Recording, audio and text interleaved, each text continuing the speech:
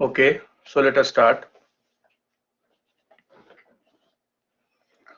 Today, we are going to start a new topic, which is exploratory data analysis. This is chapter 6 of our course. And from this topic onwards, we will see the typical methods of data science.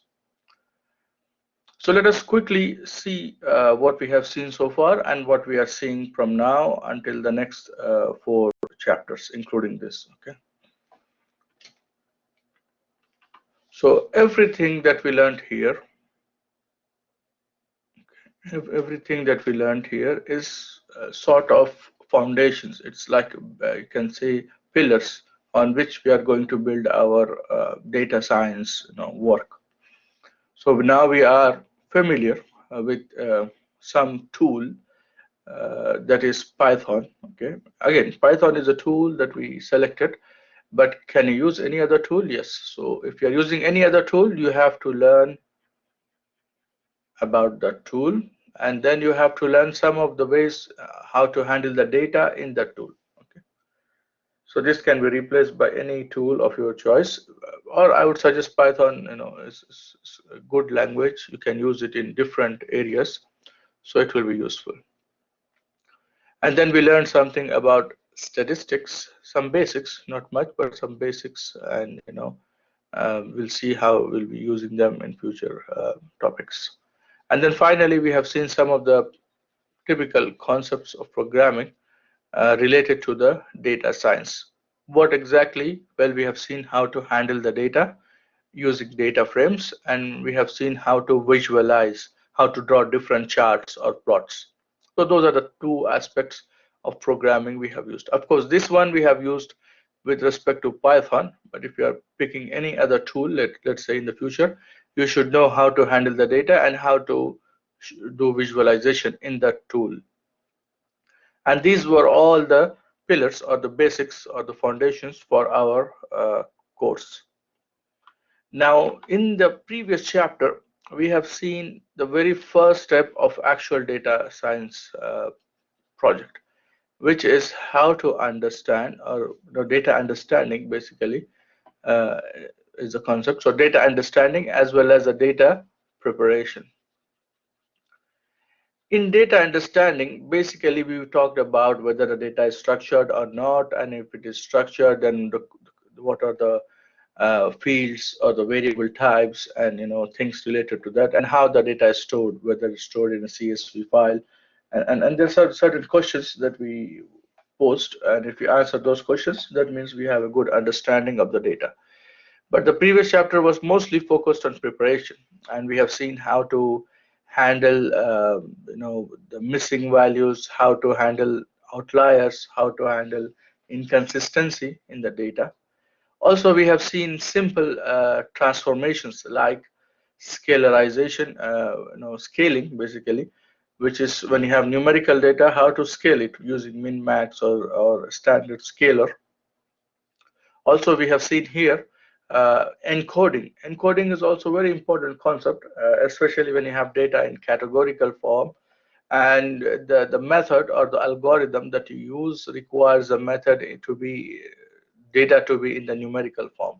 Then we have to go with the encodings. We have seen the custom label encoder. We have seen the usual label encoder. Also, we have seen one hot encoding. So these were the things that we have seen in this chapter 5. And that's the beginning of data science. Now we move to the topic, which is the first, you can say, phase of data science project, which is exploratory data analysis. Uh, we'll see in this chapter various terminologies about data science, difference between data analytics and data analysis, and everything, related to these words in the coming, cells in the coming slides. But in this chapter, our main goal is to do some sort of exploratory data analysis, in the sense that we are trying to go over the data. Exploratory is a word by itself, exploration. Okay, we're trying to explore. We're trying to see what are the things in the data. We're trying to identify what is related to what and what is not related and things like that. Okay. So that's the main theme of this chapter. Usually when the data is clean and everything is ready, before you jump to the actual methods which are here, these are the actual methods depending on the objective. You could have an objective of that corresponds to regression or classification or clustering. Depending on the objective, you will pick one or more depending on the objectives. If you have more than one objectives, you pick this. But exploratory data analysis is something that you always do. This will actually show you, for example, what variables to consider, what variables not to consider. And if you have so many columns, maybe not all the columns are useful. So how to know this? Well, exploratory data analysis gives you that hint that these columns maybe you can skip for now and these columns you can focus on.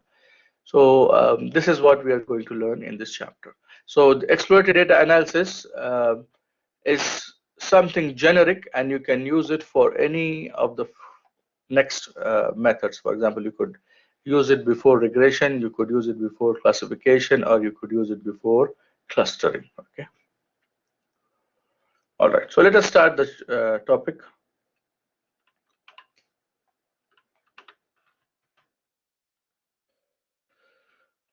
Okay, these are all the topics of this chapter. We are going to have some theory of understanding different, basically it's more about different terminologies, the difference between analysis and analytics. And then in the analysis and analytics, you have so many further divisions, we see all of them. And then we'll go with the correlation and then principal component analysis. These are the two typical analysis you do as a part of exploratory, but we'll see more about this as we proceed. Okay. So what is exploratory data analysis? Basically, it says you have data, and from the data, can you answer this question? What is that question? What do we have so far? So what do we have in the data? What do we have so far? Can you answer this?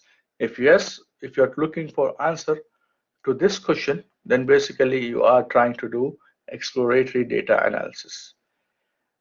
Hopefully, by the end of this chapter, we should be able to conduct correlation analysis. Then we should be able to explore the data using principal component analysis. And finally, we should be able to do some data summary analysis. And we'll see all of this in the chapter. Okay. All right, first and foremost, what is the difference between the word data analysis and data analytics? Okay. As a person who is not from data science, these terms might mean the same. In general, for somebody who's not, who doesn't know data science, these two terms might mean exactly the same. But there is a small difference, and to summarize the difference in one single word, I could say this: that analysis has to do everything with the past, okay, or even current. Happening now is, or you can say current. But analytics is something about the future, something about the future. So from the data is given, okay? From the data, if you're talking something about the things about the past, things in the past, then you are doing data analysis. But using that data, you're trying to say something about things in the future that might happen, then, or that we should do in future, then it is data analytics. So that is the, you can say, a simple difference between data analysis and data analytics. Again, this is something for those who are in data science field. But for somebody who's not in the field, these two words might mean the same. Okay. Okay, so here are some of the points for data analysis and analytics. It's a hands-on data exploration and evaluation approach. It looks backwards, and that's where the past comes in. Okay, and it provides historical view of what has happened so far. So you are not talking about what will happen, but it will talk about what has happened, something in the past. Okay, and that's why it says it's not involved in prediction. So prediction means something in the future. You're predicting something, you're talking about what will happen, something in the future. Okay, this is a word. Do you know, have you seen this word before? Do you know the meaning of this word, prediction?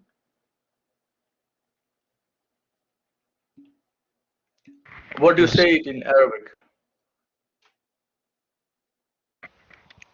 تنبؤ. Okay, so well, I don't know, to be frank, what we say this in Arabic, but yes. So that is the meaning of prediction, and this is not part of data analysis. Why? Because data analysis has to do everything with the past. Okay, so prediction is not part of data analysis. Then where does it belong? Well, it belongs to data analytics. Okay. Now, surprisingly, data analytics is a broader term that contains data analysis as well. So if you want to predict something, okay, or talk something about the future, you should know everything about the past. So data analytics also involve data analysis. So if you draw a picture like this, if you say data analysis, okay, if it is like this, then data analytics could be like this.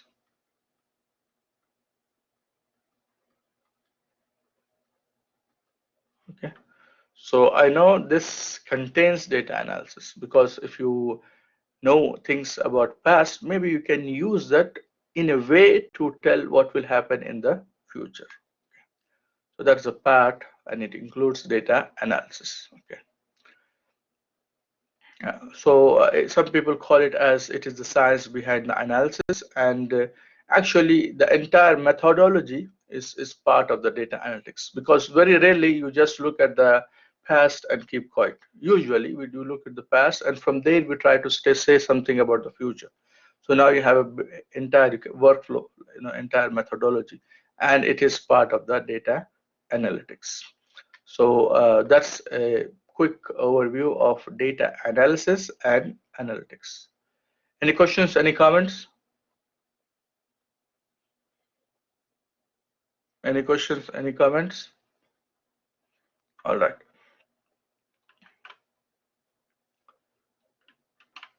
Then we move to further divisions in data analysis and data analytics. And these terms are very common, but but maybe not exactly in the same style, because every author, they might have a different, especially some of the terms here, they might have different meaning, but more or less these are the standard terms in data science. Okay. So descriptive analysis, again, analysis means, let me use a different color. So analysis means what has happened. So it's all about past. Okay, it is all about past. Whereas the other one, analytics, is all about including the past. Okay, it doesn't mean that this is not including, it includes the past, but it is mostly about something in future. Okay. So descriptive analysis talks about what has happened so far. Okay, what has happened so far. So if somebody gave you the data, if you're saying this has happened, the mean was this, the standard deviation was this, the interquartile range was this, and things like that. So you're talking about what has happened. Okay, then what you're doing is descriptive analysis. Descriptive analysis. Mostly, descriptive analysis is the place where we do the data summary for each column of the data. When the data comes, you have so many columns, right? You have so many columns in the data. Okay, so for each column, you're trying to do some summary, some statistical summary. It has the quartiles, interquartile range. It has the mean, median, mode, variance, and things like that. Max, mean, and whiskers, and or whatnot. Okay, So all those are part of descriptive because we're describing, and that's the word, describing. Okay, descriptive analysis is means you're trying to describe the data, what has happened so far. Diagnostic analytics, okay, diagnostic analytics is looking at the same data, but it's saying why things happened. Okay, why things happened. Okay, now the moment you say why, it means you are focusing on some columns, and the other columns could be like input to those columns. Okay, so here we have to think about terminology. For example, I could say that all the columns from here are input, and then maybe this is my output column.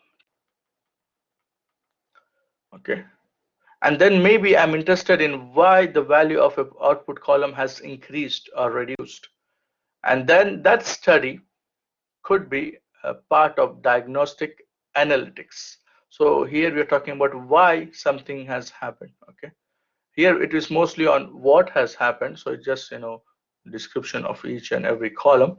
But this here we are talking about why. So either your column that you're interested in could be an output column, or it could be input columns, and we would like to see why in a particular input column things have changed. Okay, so it's all about why.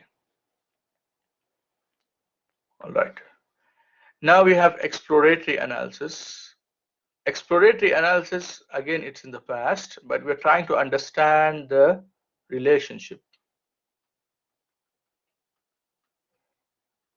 We're trying to see how, if we know, if we can find how C1 is related to C2, how C1 is related to C3, and so on and so forth. Okay, and similarly C2, C3, and basically you're trying to see how different columns, irrespective of whether they are input or output, how different columns are related. Okay, that's the exploratory data analysis, how different columns are related. Okay, all right. Now here in the predictive analytics, we are trying to learn, maybe let's say we learn the relationship, and from the relationship we are going to tell how things will change. We're going to say how things will change in the future. For example, let's say I learned a relationship between C1, C2, C3 and C10. So C1, C2, C3 are my inputs and C10 is my output. So I learned how by changing C1, C2, C3, C10 can be changed, okay, or how C10 is changing. Now I could predict, for example, let's say in the future I have new values for C1, C2, C3, then I could say how C10 will be. Of course, it's prediction. It doesn't mean this is exactly what's going to happen. It is like estimation, okay? It is not, exact. This is what is going to happen. No, we are saying from what we learned, this is how we hope that things will change. But is it this in the future, will it be the same that's going to happen? We don't know. It is just prediction. You are estimating. Okay, we are estimating. So predictive analytics tells us how things will be changing in the future. That's the predictive analytics. Okay,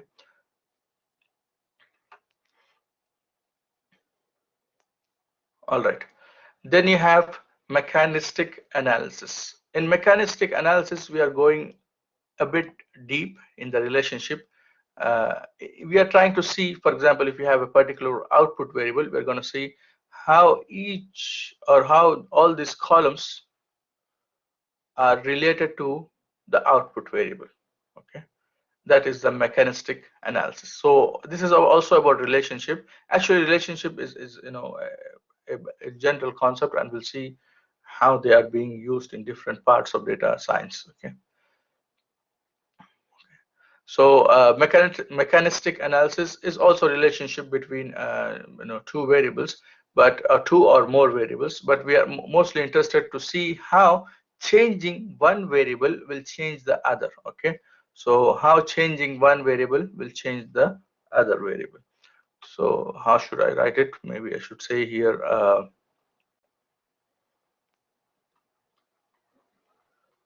change in one variable with respect to other. Okay, so that's what we're going to do in mechanistic analysis. Perspective analytics, here what are we doing? Here we are trying to see what is the best course of action. Okay, what is the best course of action for a given output? So prediction is given the inputs, given the information of input, what could be possible value of output. The prescriptive analysis is flipped, is the opposite of that. What do I mean? It means given the output, can you tell me what should be the values of these? And let me put, in a different, let me give you an example. So let's say the scores of the student in the first year, or let's say prep year, are inputs, and your output is whether he's going to graduate as an honor student or not. Okay. So given the score of prep year, can you tell whether he graduate or not? Okay. So given the scores of the prep year, can you tell whether he's going to graduate or not? This is predictive analytics. Why? Because we are trying to say something about the future, and we are trying to say how things will change. So given the prep year scores, you're trying to say how things will be in the future, right? So this is predictive analytics. Predictive analytics. Now let me change the objective to to to make it, prescriptive analytics. Prescriptive analytics will be, I want, let's say, I want to be an honor student graduating from the university. I want to be an honor student. So what should be my scores? What should be my scores in the prep year? So it is slightly reverse. You see that I'm talking in the future again. I'm nothing in the past. I'm talking in the future that I want to be an honor student. So my output is clear to me. This is the output that I'm targeting. This is the output I want. And for this, what should be my corresponding scores, okay, in the prep year? So it's a prescriptive. Have you heard this word before? Prescriptive or prescription? Have you heard this word before? Prescription? Yeah, usually from the doctor. So when does he use this word? When do you use this word prescription? What does it mean? For what? Prescription usually means what? Go ahead. When he gives you a medicine. Yeah, so he gives you medicine, he prescribes you a medicine. And what's the objective? The objective is to treat you, to, if you have a fever, to, get rid of the fever, or if you have any, any issue, to fix that issue. So the objective is clear, to fix the issue. And for that objective, he's giving you some prescription. So follow this, take this medicine at this time, at that time, and you will get the desired output. So prescriptive analytics is you are given with the output. Output is clear. For that output, you are trying to learn what should be the corresponding input. So if I get these inputs, it will help me to reach to this output. So that is the prescriptive analytics. Okay, prescriptive analytics, course of action. Okay, what is the best course of action to reach that particular output? Whereas predictive is, given these inputs, what will happen? And imagine in this context of a doctor, uh, he is giving you some medicines. He doesn't know what these medicines are. He's just giving you, and he's just saying, okay, take these medicines and we'll see what will happen. Okay, so then this kind of like predictive. Of course, this is, usually not done in the on in the usual hospitals. Maybe in research, maybe they do this on rats and other animals, but on humans we never do this. Okay, so that's the prescriptive and predictive analytics. And these are all the, you can say, terminologies or categorization that you can find in data science, data analysis and data analytics. And inside that you have these differences. Any doubts, any questions?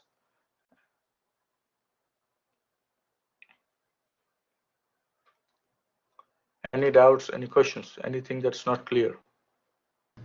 Sorry, Doctor, can you repeat the prescriptive analytics? Yeah, so prescriptive analytics, what it means basically is you have the data given to you. Okay, for all of this, by the way, some data is given. Okay, for all of this, some data is given. So what prescriptive analytics means is you have a set output. You know this is the objective. You have to reach to that particular output. There is a target that you want to achieve, and you would like to know what should be the corresponding inputs that you should have to reach to that target. Let me give you another example. Let's say there is a showroom, let's say car showroom or some grocery store, and it has so many inputs. For example, the location, whether there was a promotion or not. Let's say if they have some sort of parking space or things like that. So these are all the inputs, and the output is the revenue, how much money they earn. Okay, how much money they earn. Okay, and you have this data from the past, from the last 2-3 years. You collected this data. Where was the location, and how much was the promotion, and parking and all this stuff for this company. Now, from this data, what the company wants to do, he wants to check if they want to make so much, let's say 10 million revenue per month, let's say, then what should be the parking space, then what should be the amount of promotion they have to do, where should be the location of that, let's say, store. So all of this is prescriptive analytics. Why? Because your output is fixed. Okay, the output is fixed, and based on the output you are trying to find what are the best values for the input. So that is the prescriptive analytics. Prescriptive analytics. Okay, maybe we'll see more, if when I have more examples we'll see. Okay, but there is a difference in both of them, and the difference is here the output is fixed in the prescriptive, and you're trying to find what could be the possible inputs. For the other predictive analytics, this is what will happen. Here, I know this is the location of my new showroom. This is the amount of promotion I'm going to do.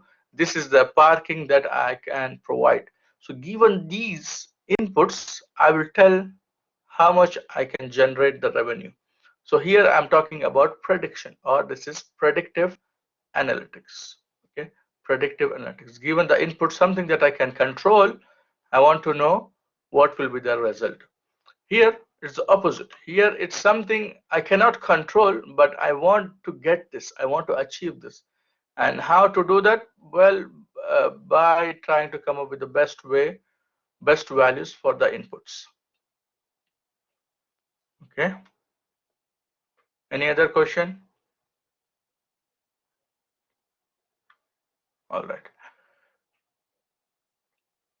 Now, some points on these different terminologies are given here, and we covered almost all. Very, it is not much actually that we cover here. Some important points. One of the important points here is in the diagnostic analysis. Sometimes when you have small size data, then diagnostic analysis is also called as causal analysis. Okay, so causal analysis you can say it's another name for diagnostic analytics. Okay, so here they are using the word analysis, so that is something to be, you have to be careful because this is coming from data science. Sorry, this is coming from statistics, and this is a data science terminology. So in data science, the analysis and analytics are slightly different, but here it is a different, terminology, causal analysis.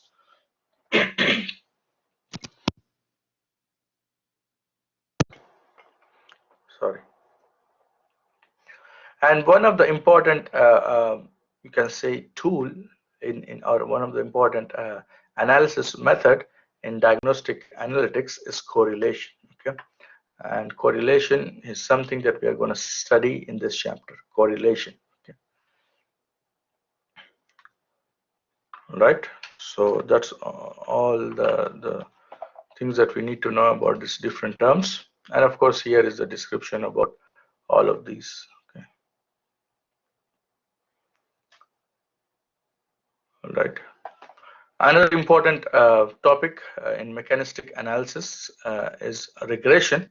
And this is something that we'll be seeing in the next chapter. So when we come to the next chapter, we'll go over this and we'll see what regression means in the next chapter. So let us start with the correlation. Okay. When you have two variables, so variables here means columns or fields. Okay. So when you have two variables, and if you want to study the relationship between those two variables, then one of the method or the tool that we use is correlation. Correlation describes the relationship based on two, you can say, aspects. Okay? It describes the relationship based on strength and direction. Okay. So when you have two variables, when you have two columns, let's say column 1 and column 5, let's say two columns in a data frame, I would like to know the relationship between them for various reasons. And here we're just trying to, without any objective, we are trying to see why correlation is, how to use correlation. But you can have different objectives, and when you have some case studies, you will see what those objectives could be. Okay. So here we are just trying to see if C1 is related to C5 or not. And we are trying to measure the relationship. We are trying to measure the relationship between these two variables.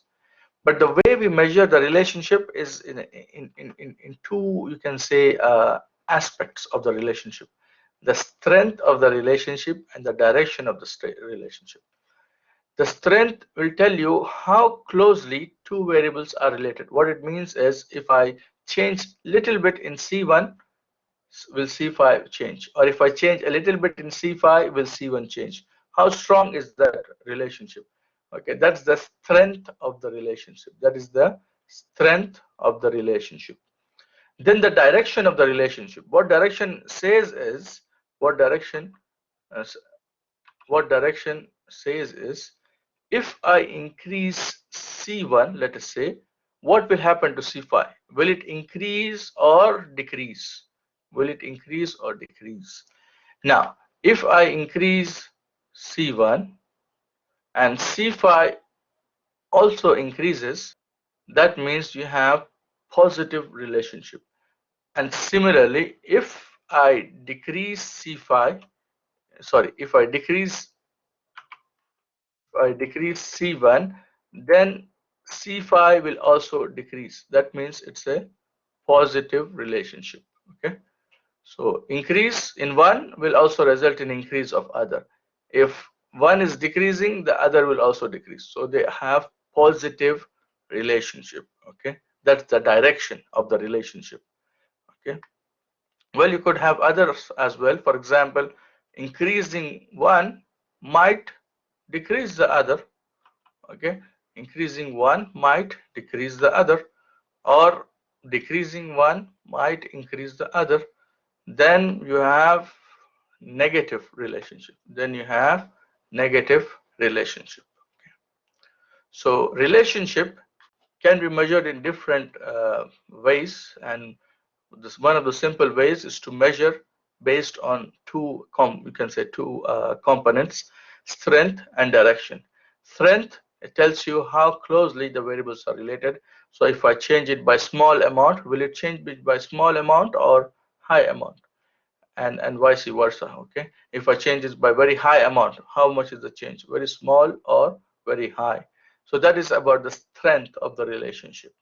The direction says how the things are being changed. If I increase or decrease one, the other one is correspondingly increasing or decreasing, then it's positive relationship.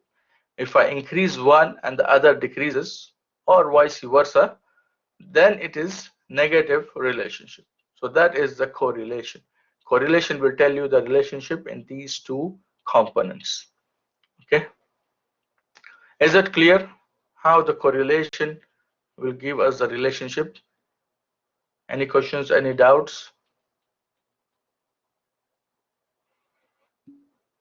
All right. Now we see how to calculate the correlation. Correlation is again a statistical term, and there are many ways to calculate the correlation. The most common correlation is Pearson's correlation. Okay, Pearson's correlation. This is the very common, or you can say default correlation that we use. Apart from that, there are different styles of correlation. Another popular one is Spearman correlation, and you have also many more actually different correlations you can find. But Pearson's is the most common one. And this is the correlation. If you have any class in statistics where they talk about correlation, they might start with this formula. So that's the formula for correlation. Here we have two variables, x and y. Okay, so I don't know if I can highlight it, but this is a correlation between two variables, x and y. So maybe I can highlight here x and y. Okay, correlation between two variables, x and y, and that's the formula for the correlation. Okay, let us see how the formula is. Again, you don't have to memorize the formula, but let us understand what it is doing. Okay, here capital N represents the number of values in each dataset column. So basically, when you have two columns to compare, they should have the same number of values, right? They should have the in a data frame. Never you will have one column of this length and the other column of that length. No, in data frame, all the columns will be of the same length, right?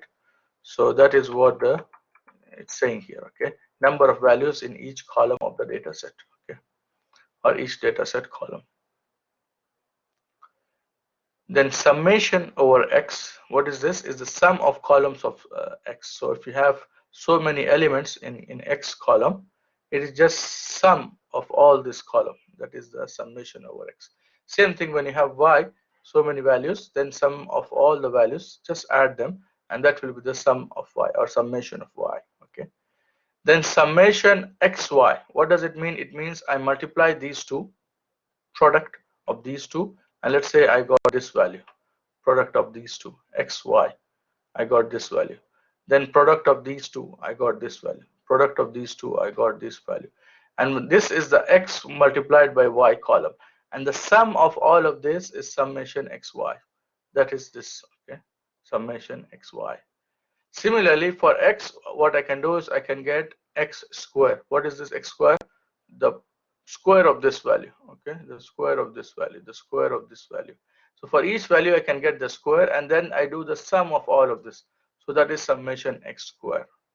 Similarly, you have summation y square. When you have all these values, plug it in this formula. So how does this formula? N multiplied by summation xy. So n multiplied by this term minus summation of x multiplied by summation of y.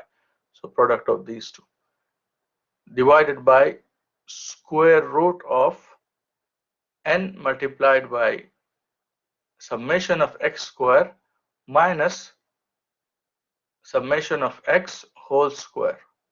Okay, summation of x whole square, and these two are not the same, and you guys know this most probably from the math classes, that this is not same as this. Okay, these two are not same.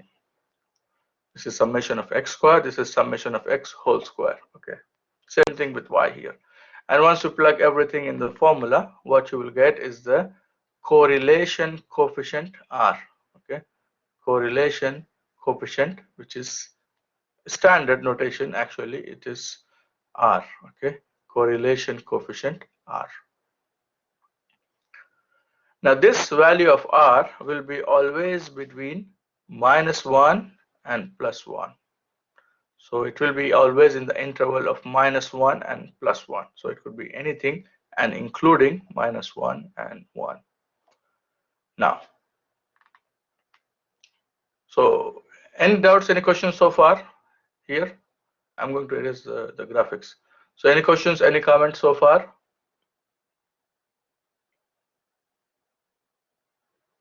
Guys in the class, do you have any questions? Can one column affect two outputs? That can happen, right? Yeah, it can happen. One column can affect. Yeah. Okay. But here in correlation, we are studying relationship between two variables only.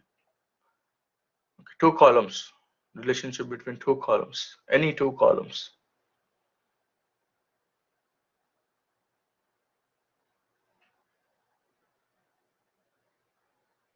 Okay. Any other question? All right. If no questions, then let us continue. So the value of R will be the correlation coefficient will be between -1 and 1. Now, any value of R between -1 up to 0 implies the direction of the relationship is negative. Okay. Whereas any value, of course, 0 is, you can include any or any side, it's actually nothing. Okay. Or any value from 0 to +1, okay, to +1 implies the direction is positive. So any negative value, negative direction, any positive value, positive direction, straightforward. Okay. Now,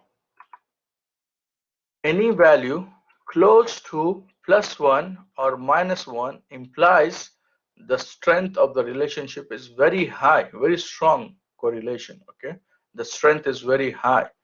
Whereas any value close to 0 means it is very weak correlation. Okay, very weak correlation.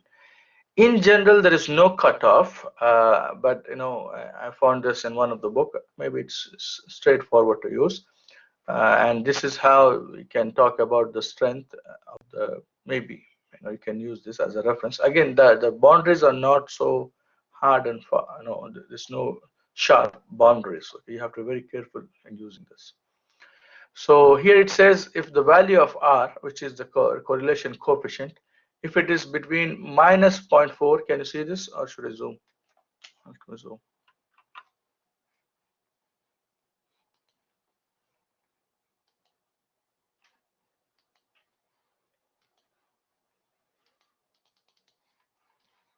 Okay. Yeah. Okay. So what it says is if the value of the correlation coefficient, if it is between -0.4 to +0.4, if it is between these two, then you can say that there is no correlation or almost weak or no correlation between those two variables. Whereas if you have a value between 0.4 and 0.6, then it means there is some positive correlation. Similarly, if you have something from -0.4 to -0.6, then you can say that there is some negative correlation. Now, if you have a correlation coefficient value between 0.6 and 0.8, then you can say that there is some positive, strong correlation. There is, sorry, not some, there is strong positive correlation. And if it is between -0.6 and -0.8, you could say that there is strong negative correlation. Similarly, if it is between 0.8 and 1, you could say that's very strong positive correlation. Or if it is on the negative side, you could say very strong negative correlation. So you have negative correlation and positive, and different levels of the correlation. Okay. So that is how you can say whether two variables x and y or two columns in your data frame are correlated or not. Any questions, any comments?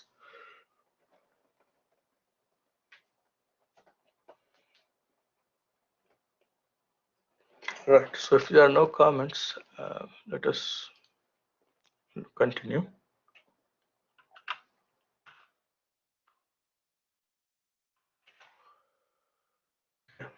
So here is an example of how the correlation coefficient can be calculated. We have a simple scenario here. There is a diet company who is interested to know if there is a relationship between height and weight of human beings. So this is their just to check, just to know if there is a relationship between height and weight of human beings. And they did a small study, a pilot study. They collected the data for 10 individuals working in their company, and the data is given in this file, eda1.csv. what they are asking, what is being asked here. It says use the Pearson's correlation. Okay, sometimes it's highlighted Pearson's, sometimes it's not. It says use the correlation formula, something. Okay, or it just say what is the correlation coefficient. So if nothing is mentioned, it means it's Pearson's.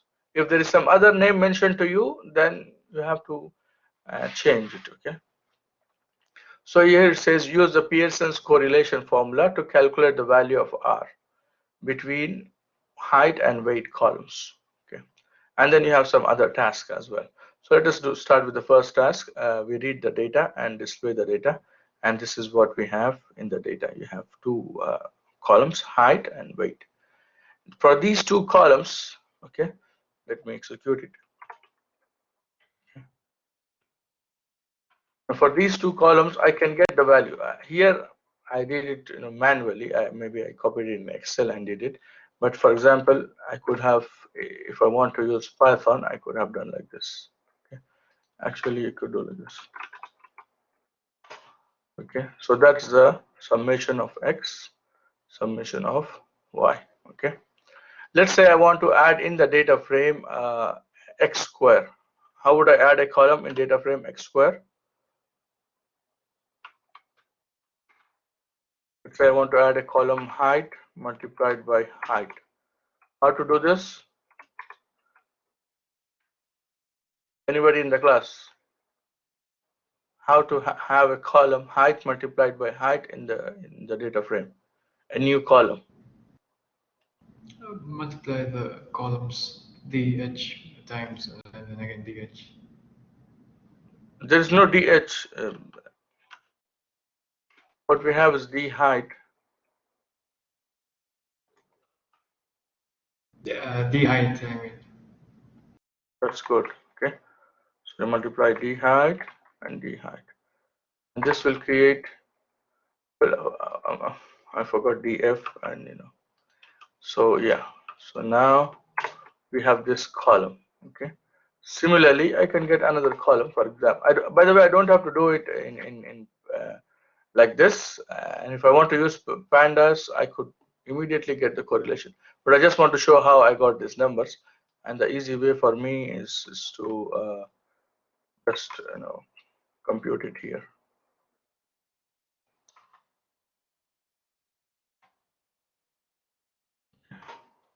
And then let me create one more column, which is height weight. Okay. And then let me just have this here. And then data frame dot sum. Data frame dot sum will give sum of all the columns by default. If you want sum of rows, you have to change the axis and things like that. So those are those numbers. That's the summation of height. That's the summation of weights. That's the summation of height square. Okay.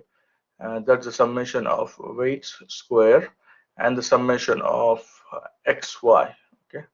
So that's how these are calculated, but not exactly in this way. I used Excel to get those values.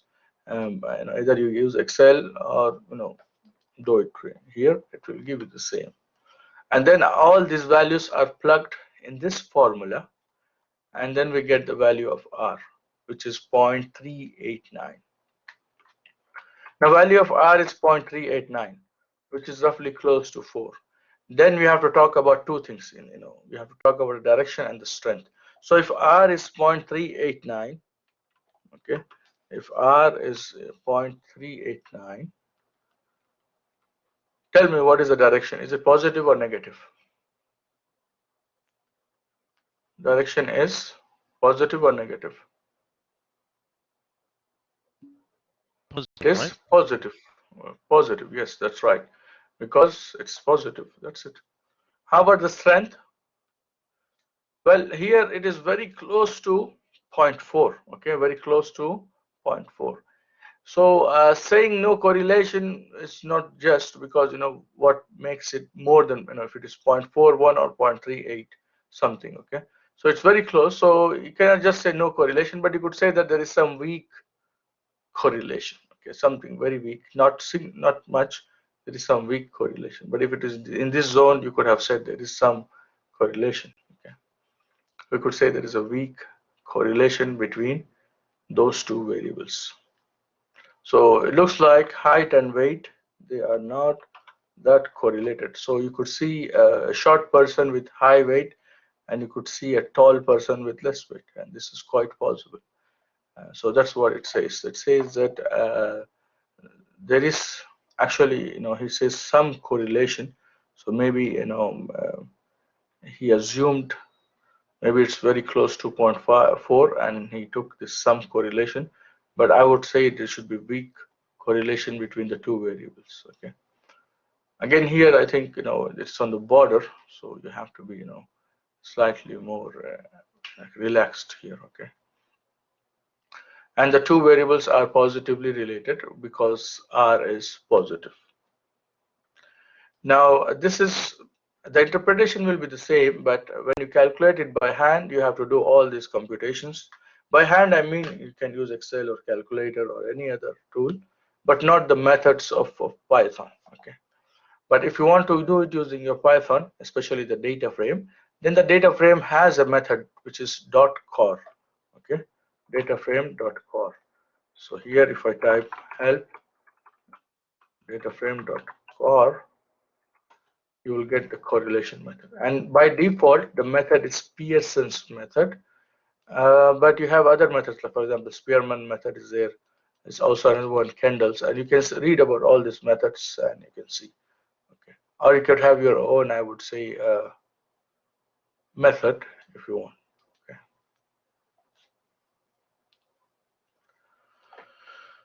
All right. So I use this method, dataframe.core, and again, this is default, but if I want, I could mention that it's a Pearson method, or leave it and it will be default. And then what I will get is a data frame that contains a correlation, and I could display it, and this is the display. So that's the correlation. So height, between height and height, the correlation is 1. Is it surprising or is it obvious? Obvious. Okay, this is obvious. And why this is obvious? Because it is the same variable. Okay, it is the same variable. It is highly correlated, right? There is no other way. If you have two same thing, which is just called by a different name, that doesn't mean it's different. So here we are just taking height and height. We're not even changing the name. So if that is the case, you get correlation 1. Same thing here for weight and weight, it's 1. So by default, the correlation method does compute the correlation between all numerical columns. And if there will be some repetition, so there will be some also diagonals, and the diagonal should be always 1. Now, between height and weight, or between weight and height, the correlation should be the same. It should be also symmetric. So correlation between height and weight, or weight and height, should have the same value. That's correlation. It is symmetric. So between height and weight, the correlation is 0.389, which is same as between weight and height, 0.389. So that is exactly also the same as what we have here. So the same correlation we get. Of course, it should be same. There should be no difference, because that's the formula, and you can either plug your values in the formula, that's doing it by hand, or you can use the data frame method with make sure that you're using Pearson. If you use something else, you might get a different value, and for all different values, you have a reason based on the assumption. Pearson method, one of the important assumption, which also could be something that you must remember, is Pearson methods assume that your two columns, they follow normal distribution, and that's maybe perhaps strongest assumption. If your column doesn't follow normal distribution, or if you know for sure that this is not right, then Pearson method should be replaced by something else, maybe by Spearman. Okay, Spearman doesn't assume its normal distribution. Okay. All right, so that is something about correlation. So to summarize, when you have two columns, or you want to understand the relationship between pair of columns, so not two, because you could have 1 2 1 3 1 4 2 1 2 2, and you could have all combinations. So if you want to get pairwise relationship of among the columns, pairwise relationship, using the concept of strength and direction, okay, using the concept of strength and direction, then you go with the correlation, Pearson's correlation, or in general the concept correlation. Okay, correlation could be linear, could be non-linear.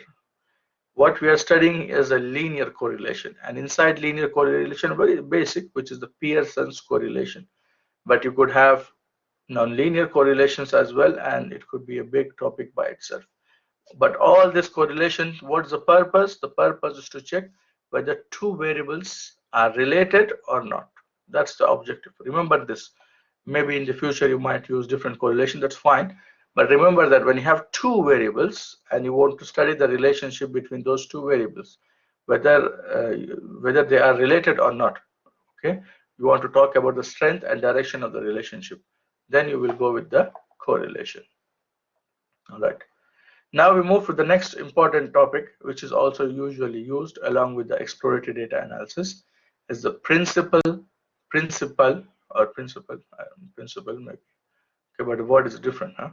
So it's a principal component analysis. Okay, principal component analysis.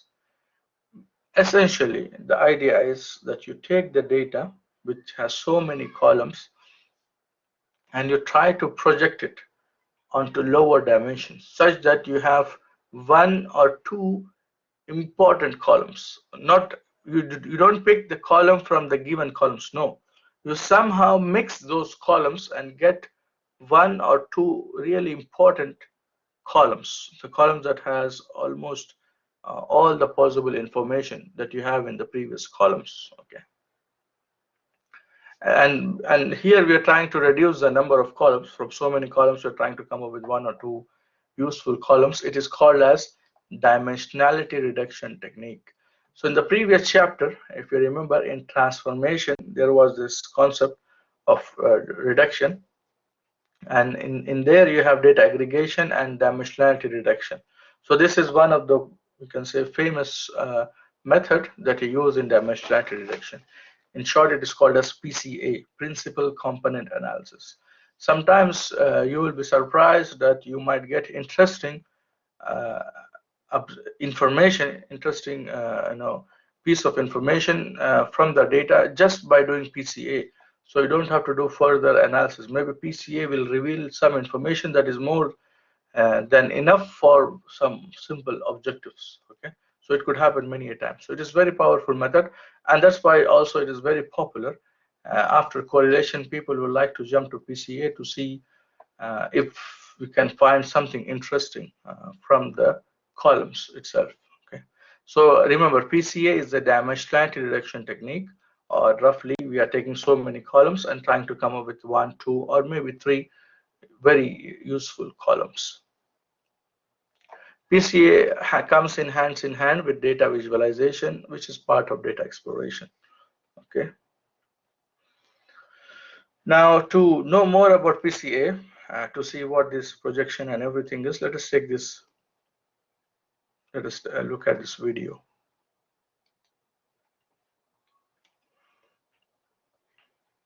Okay. So let us say you have data in two dimensions. This is the x-axis and that's the y-axis, and these orange points are the data points. Okay. So basically, let's say your data frame had two columns, column X and column Y. Okay, column X and column Y. And if I draw that as a picture, okay, it gives me these six. Now, for some reason, let us say I want to select only one column, either X or Y. Which column do you think I should select? Let's say I have two columns. Here it's XY. You can say C1, C2. It could be anything. Okay. So I have two columns, and from this I want to select one column only. Maybe my method has some limitations. My method will work only with one column. Then which column should I select?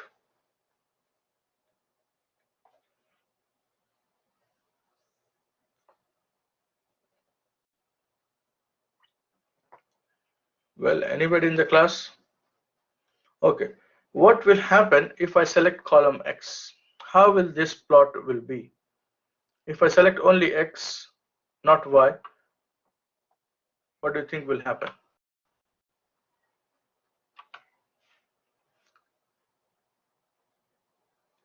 Anybody? Can you say that again, please? So I have two columns now in my data frame, column X and column Y.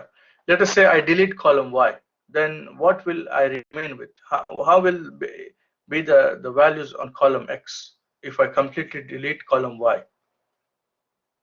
Okay, let me give you, Yeah, only yes, just be all the the total points in one line. line. And how will they look?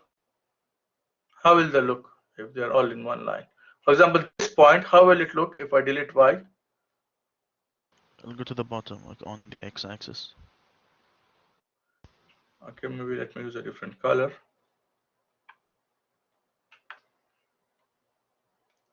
How about this point? How will it look?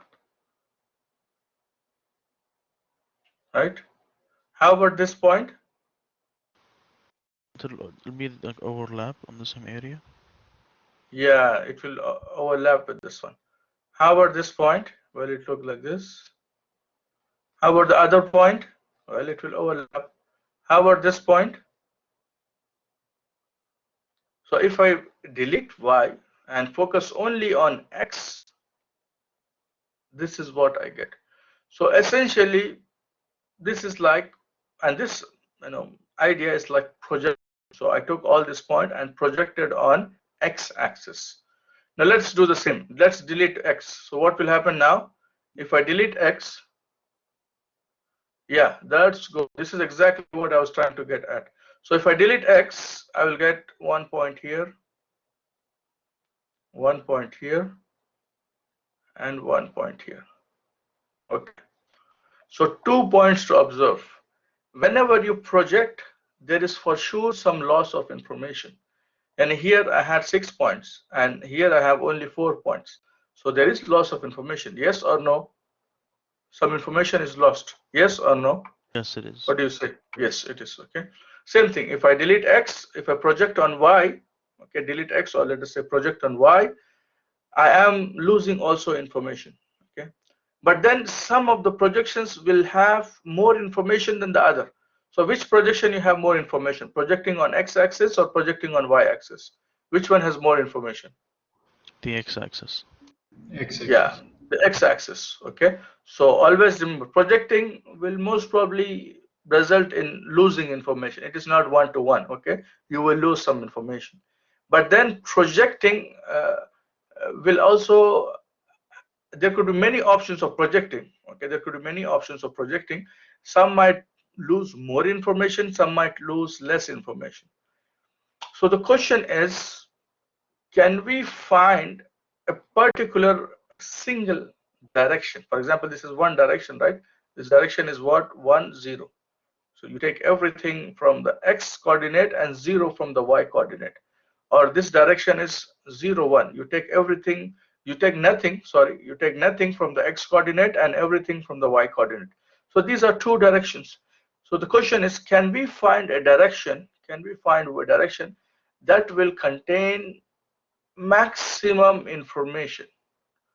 Okay, so from these two, let us, not from these two, and come up with some new direction from where we can get maximum information in the projection. So how did I get this projection? What did I do? I multiplied, let's say, let me give some numbers here. Okay, let's say here it is, let's say 1 comma 1. This point is 1 1.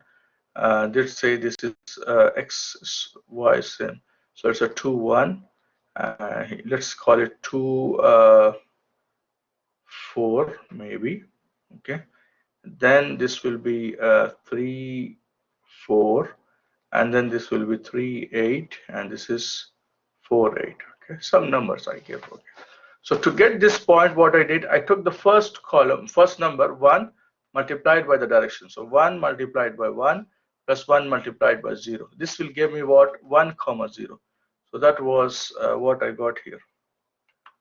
1 comma 0. Similarly, here when I multiplied 2 multiplied by 1, 1 multiplied by 0, or this one 2 multiplied by 1, 4 multiplied by 0, and both of them gave me the point 2 comma 0. Similarly, I took any of this point, both actually, and multiplied, I get 3 comma 0, and here I get 4 comma 0. So this is the projection. So given this direction, given this, direction, I can project on that axis very easily. Just multiply the coordinates with the direction, dot product, and you will get not dot product, sorry, my bad. Multiply the coordinate with corresponding direction, and you will get the new coordinate. The same thing happened on the y-axis. If you see here, for example, if I take this 3, 8, I multiply this, it's 3 multiplied by 0, 8 multiplied by 1. So essentially, I got 0, 8. Take this point and do the same, you will get this. Same thing here, I got 0, 4, I got here 0, 1. Okay. So this question, which is to find a direction such that I get the maximum information, is same as saying find me some u1, u2, right? Instead of 1, 0, 0, 1, find me u1, u2, some unknown constants, some unknown variables u1, u2, such that here the information is preserved as much as possible. Okay. Now let us take an example and see. Yeah, maybe 1, 1, but let us take some examples and see. Okay, let us see what will happen if I go with 1, 1. If I go with 1, 1, let me use a different color. Okay, if I go with 1, 1, what will happen? This point 1, comma 1 will remain the same. Okay, point 2, 1 will remain the same. 2, 4 remain the same. 3, 4 remains the same. 3, 6. Yeah, 3, 6 remains. Actually, all of them remains the same. So with 1, 1, you will not. And how is this direction 1, 1? It will look. Well, it is not really, in the shape, but it should look something like this. Okay, it should pass through origin. Okay, something like this. Okay, and that gives you the projection. Okay, that gives you the projection on that axis.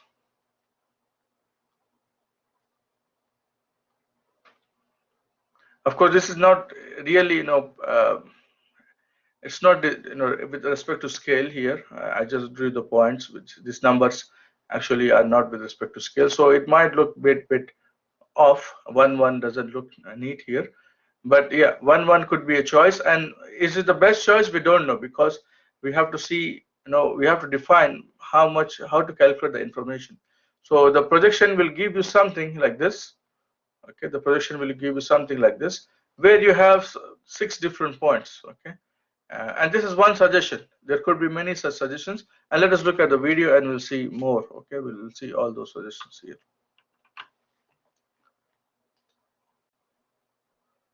All right, so that is what will happen if you project the points on the x-axis. This is how the projection will be.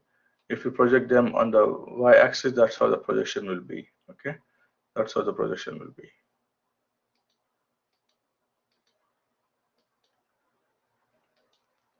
Now, if you pick any other axis, sorry, in general, let's say any other direction in general, let's say u1, u2, then this is how the projection will be. Okay, this is how the projection will be. Now, you see, different axes give me different projections, and I'm just showing it with this red parenthesis type, thing. And which one gives you the maximum information? Well, in general, we have to define what we mean by maximum information. So people thought to use variance of the projected points, okay, variance of the projected points as a measure to know about information. So if variance is high, that means you have high, you retained high information.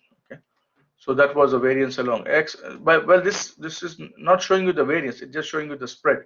But calculating the variance of these points will give you the information. Okay, so that is how the points will be projected on some axis. Let's say u1, u2, with arbitrary direction u1, u2. Okay, let me change it. For example, this is another scenario where that will be the information, and then well, yeah, and then by changing the angle you could have another one. So here you have maybe look at the gap here. I know this is I cannot measure it here, but look at the gap here and look at the gap here. Okay, so here you see the gaps are little less, and when the axis is tilted, you could see the gaps are more. Okay, and maybe having more gaps is giving you more variance, and in turn more information than the previous one. So essentially, the goal of PCA is what? Is to identify such U1, U2 and project the data. And those projected data, which is these blue color values, will be one column, because it will be just one column, and it will be the new values that you can use for your analysis. Okay, so that is the principal component analysis. Take the values in two or more dimensions and project it in one or two, depending on this plane, or one or two dimensions. Okay, and those projected points, they are called as principal components. Okay, principal components. Always the first principal component will capture the maximum variance. Okay, the maximum variance is captured by the first principal component. Okay, and the second principal component will be something which is perpendicular to the first one. Okay, it will be perpendicular to the first one and capture also maximum variance of the same data points, the orange color points. And then if you have three dimensions or more dimensions, then you have the third one perpendicular to the first two. So you have principal components, all of them perpendicular to one another. And each component will give you maximum variance, maximum information, you can say, which is roughly maximum variance of those points. Okay, so essentially what happened here is you had so many orange dots in two dimensions. Those are converted to these projected points in one dimension, okay, and you could look at this as a single column in this axis. And how exactly it's done? There's algebra behind it. We are not going to go in the algebra, but we'll see how we can use our Python methods to get these principal components. Okay, any questions, any doubts here?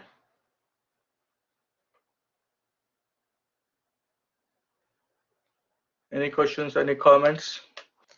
No, thank you. Okay, so principal component analysis is a dimensionality reduction technique. Now we know why we say dimensionality reduction, because we are kicking out so many columns by one or two mixture columns. Okay, you can see if U1, U2 is like 1, 0 or 0, 1, it will be one of the columns. If you have U1, U2 non-zero, then it will be mix of these two columns. Okay, it will be mix of these two columns.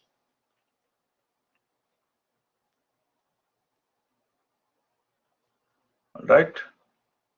So it is defined as orthogonal projection. So orthogonal projection, orthogonal means perpendicular. Okay, and the first principal component will capture will be the direction which has the maximum variance. The next one will also be the maximum variance, but there is another condition, which is it should be perpendicular to the previous one, perpendicular to the previous principal component, and that's why it says orthogonal projection. Okay. And by information, we are talking about variance. So when we project, we would like to have maximum variance. Okay.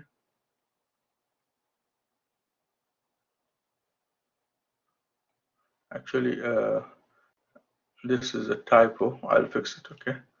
It should be variance maximization. Okay.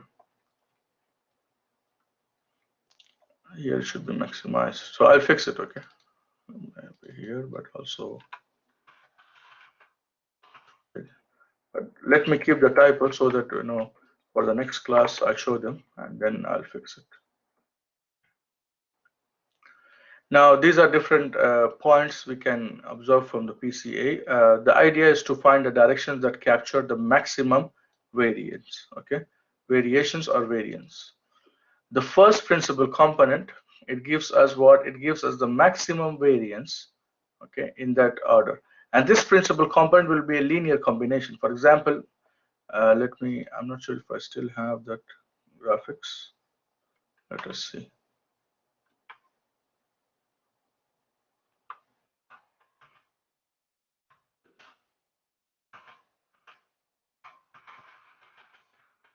those points gone.